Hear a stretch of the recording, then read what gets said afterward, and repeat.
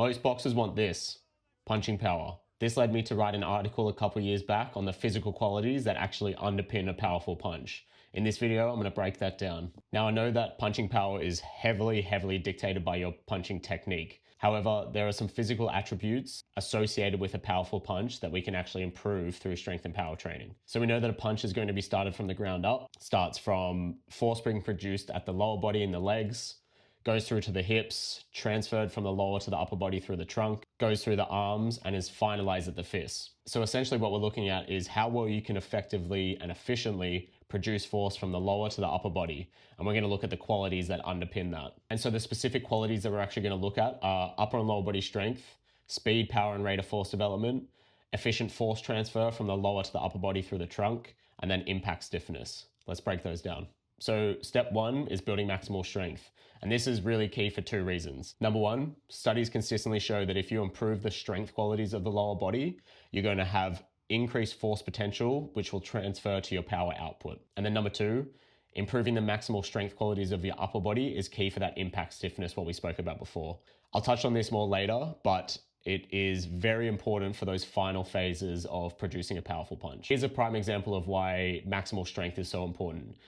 I'm sure many of you have watched Better BF fight, and have you ever wondered why he punches so hard? He's got almost a perfect knockout record. Now, I know technique plays a very pivotal role in this, but if you look back on his strength and conditioning that he's been doing for years, he takes a very traditional approach of a lot of standard strength exercises. So compound lifts, variations of squat, bench, deadlift, all of these things where you can load up the barbell or the dumbbells very heavy to get a good strength stimulus. And personally, I believe this is at a very high impact on his ability to actually knock people out and produce those very powerful punches. So what should your strength training actually look like? Well, it's pretty basic, but what I found in the article I wrote based off the research that I looked at is basically just lift heavy shit. Go for the upper body, the lower body, and these would typically be the traditional lifts that most people would do. So like I said, variations of squat, bench, deadlift, unilateral strength, pushing, pulling in all vectors, so horizontal vector, vertical vector, making sure you're squatting, making sure you're hinging, all of the standard things you would typically see in a strength and power program. The key is that you're working in rep ranges from 1 to 8. And what I wrote in the article based off the science was that you want to be working above 80% of 1RM. But I find that percentages of 1RM can actually pigeonhole you a little bit and be a little bit rigid. So I like to use reps in reserve. So when we're looking at that 1 to 8 rep range, I typically prescribe a 1 to 3 reps in reserve range. So regardless of the reps you're working at, you're still working at a relatively high intensity. But the main thing that should be emphasized on these strength exercises that you're doing is quality should always be high and the intent should always be high. There will be phases where you're slowing down the lift purposely, but I think 9 times out of 10 on the concentric portion, you should always be emphasizing high output. And so step 2 is going to be working on your speed, power, and rate of force development. We all know that you can't just throw a punch with no time constraints. There is always going to be some sort of time constraint on the punch that you actually throw. So this is why speed, power, and rate of force development are going to be so important to actually develop a powerful punch. Where strength improves your force potential, speed and power training improves the rate at which you can apply that force. So when we're looking to improve this speed, power, and rate of force development, plyometrics and jumps will always be my go-to for this. And this is mainly because of the lower body contribution to a powerful punch. Now, the other good thing about plyos and not necessarily jumps, because they don't really have a stretch shortening cycle or a ground contact, is with the plyometrics, you're going to get good development of the stretch shortening cycle. And this is essentially the storage and release of that elastic energy from the muscles and the tendons. So moving over to Better BF's opponent or recent opponent in Bivol, if you've ever actually really taken notice of his lower legs and hips, he really is able to load that hip and explode out of it in a quick and efficient manner. So he's not spending too much time actually sinking into the hip to throw that punch. And this is why plyometrics is going to be so key for that. So for the jumps, we always emphasize power output. This means that there's going to be longer ground contact times. Variations I like to use are seated options, broad jumps, and then when you're looking to progress those, you can go into more continuous jumps like continuous broad jumps. Then for the plyometrics, like I mentioned, this is all about developing the stretch shortening cycle and the elasticity of the muscles and storage and release from the tendons. So quicker ground contact options are going to be a must. and we're looking at pogos, hops, and down variations. So jumps and plyos aren't going to be the only option, but they are going to be my preferred option. Other exercises we can use are obviously med ball variations, which I won't really touch on too much on this video. I've dropped a whole video of variations boxers can use, so make sure you check that out.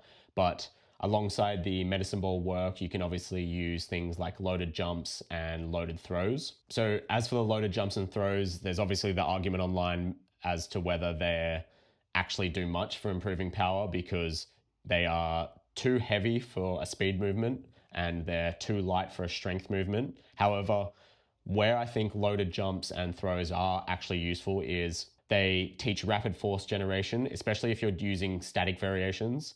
They teach violent force outputs. Again, if you're using static variations, I think this is really key. And then often overlooked is the eccentric rate of force development as you actually land. And this is actually going to be a vital component of the stretch shortening cycle, which, like I mentioned, is often overlooked. So outside of, generating power from these movements, I think they can still be useful for those reasons. The research typically says that you should use between 0 to 60% of 1RM, but I think getting above or getting close to 60% is just too heavy. You may as well just do some strength work.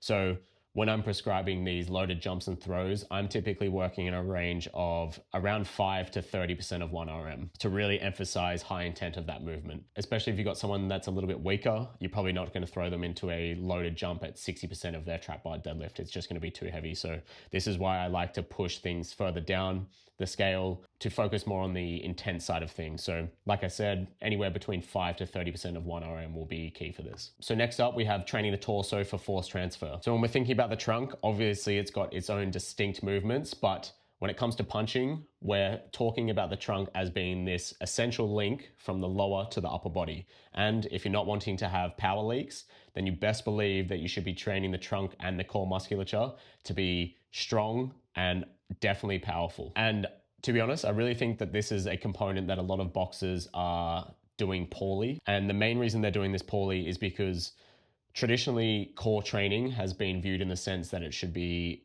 body weight exercises done for hundreds of reps just to get that burning sensation. And although I don't think this is necessarily a bad thing, I think when it comes to really trying to improve your punching power, it should be focused more towards strength training and then high velocity training. So we have to remember the core muscles, they don't respond any different to loading compared to any other muscle. Let's take an example.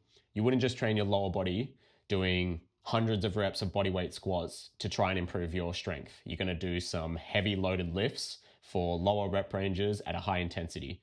So the core shouldn't be treated any different. You should be loading it up heavy. And again, if you're trying to develop power, you should be doing high velocity movements. So this is where aiming to improve the force transfer from the lower to the upper body is key by implementing these movements into your training. So once again, med balls are going to be key for this, and they're going to be really essential for training the trunk through high velocity movements. Also, different variations can be used for different things. So whether you're looking for punch specific variations or you're looking to get the lower body involved more, or how well you transfer the force from the lower to the upper body. Again, I won't cover this in too much detail, but for the high velocity side of things, I think you can't go past med ball work. For the strength side of things and the heavy side of things, you have to be loading it heavy. So working through rotation, flexion, and then lateral flexion is going to be key. And pretty much every program I write will have at least a focus towards 2 of those movements, sometimes 3, but depending on the phase that we're in, at least 2 of those movements. So for example, day 1, you might do heavy rotation. Day 2, you might do lateral flexion. Alternatively, you could do day 1, you're doing lateral flexion, and then day 2, you're just doing flexion. So the key is that these are actually loaded up to be heavy. So again, working that 1 to 3 reps in reserve, and then rep ranges for trunk work, I usually go between 6 to 10 reps. So lastly, this one's probably less known, but I think is equally as important. I will say that, again, this largely comes down to technique and applying force at the right time. However, just like the qualities above, we can specifically train it. So a prime example, have you ever gone up against someone, they're a lot lighter than you, but you thought to yourself, fuck, they hit hard? This likely comes down to 2 things. Number 1, they have solid technique. Number 2, their impact stiffness is elite. They are able to, at the very specific time they hit you, stack their joints in a way that there is no energy leaks and that all the force going through their body is directed straight onto their fist. Their muscles are able to co-contract. So again, there's no energy leaks and that all the force is applied at the very specific moment that they touch you. In this context,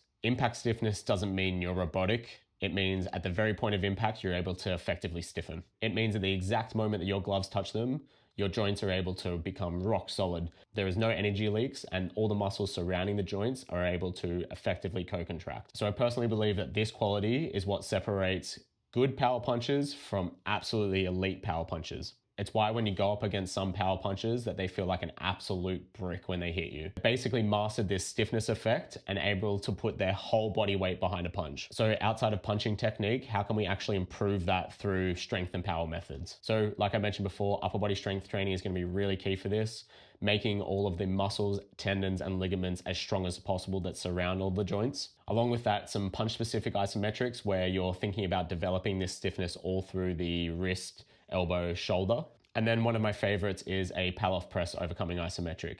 This will be more targeted towards the trunk, but like I said, everything has to develop this stiffness when you're landing that punch. The key with any isometric, and especially these overcoming isometrics, is that it's done with high intent. It has to be done in the sense that you're thinking about producing force as quick as you can, as hard as you can. And this is where you're going to get all those really good co-contractions around the joints to develop the stiffness that we're looking for. So typically what I like to do with overcoming isometrics is use them in bouts. But with those bouts, the aim is to produce high force in very short amounts of time. So what that would look like is you build up for 1 to 2 seconds, and then you push or pull as hard as you possibly can for 3 seconds, then relax. I usually go for a recovery period of 3 to 5 seconds between reps, and then you repeat that process. And so like I said, overcoming isometrics are a great way to develop this specific stiffness, as you can get very specific with the joint angles that you play around with, especially if you're looking at punch specific options. So based on the article I wrote and what the science says is, if you're looking to improve your punching power, you need to be increasing your lower and upper body strength through heavy strength training, doing plenty of jumps and plyometrics, loaded jumps if applicable, making sure that you're doing plenty of ballistic work with the med balls. You're going to be training your ability to transfer force from your lower to the upper body with loaded core work and that med ball work again. And then finally, aiming to improve your impact stiffness. So through specific technique work, but then specific exercises like punch-specific isometrics and then overcoming isometrics. If you found this video useful, then hit the like and subscribe. Let me know in the comments which boxing strength and conditioning topic I should cover next.